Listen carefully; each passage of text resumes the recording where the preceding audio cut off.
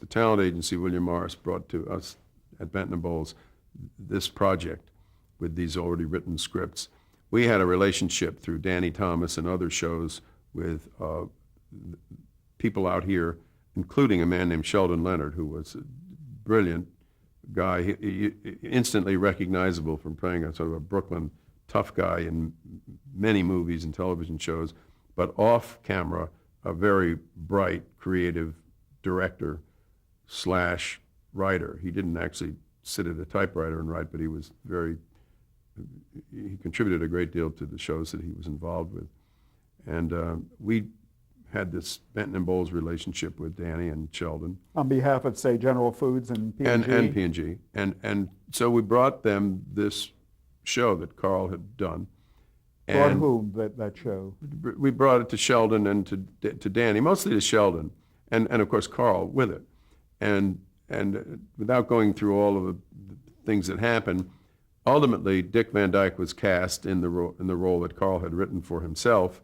And I came out here on one of my many trips to see them shoot the pilot. And I actually didn't know the name of, or maybe I knew her name, but it didn't mean anything to me. But I didn't know the lady who was going to play Laura Petrie, Dick Van Dyke's character's wife, and met Mary on the set of the pilot.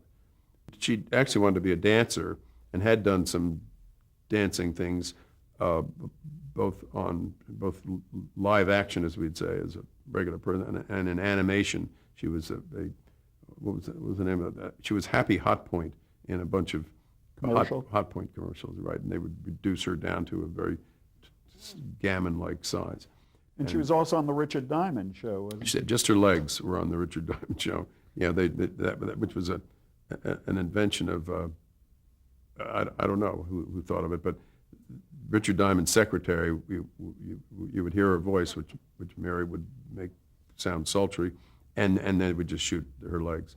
And so it was a pretty good device. In any event, I met her on that set of the pilot, and out of that meeting came a relationship that grew, and ultimately we were married. Now, what was your first impression of Mary when you? It was what yours was, just that she was dynamite. And what was great about her was that she wasn't actressy. She was a real person, off stage or off camera, and I just fell in love with her. And literally. Yeah. Well, I don't mean I can't say that I was hit by a hammer as I was introduced to her, but she made an immediate impression on me, which grew over time, and luckily I on her, and ultimately we were married.